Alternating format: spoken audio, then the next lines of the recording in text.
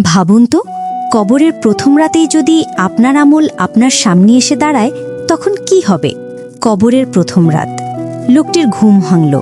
চারদিকে গভীর অন্ধকার, নিস্তব্ধতা আর ভয়। সে নড়তে চাইল, কিন্তু মাটির চাপা ভার তাকে অসহায় করে রাখল। হঠাৎ সামনে ভেসে উঠল এক ভয়ঙ্কর অবয়ব। শেয়ালের মতো মুখ, কঠিন চোখ। তার পিছনে দুজন জল্লাদ দাঁড়িয়ে আছে। লোকটি কাঁপা গলায় বলল, তুমি কে?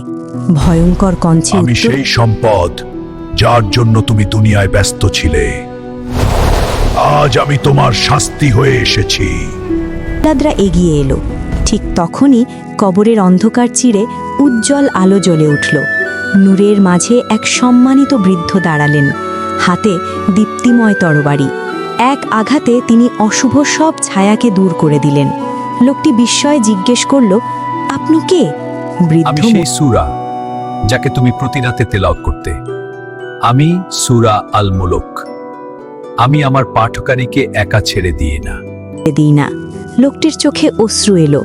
সে বুঝল, দুনিয়ার সম্পদ নয়, আমলই কবরের আসল সঙ্গী।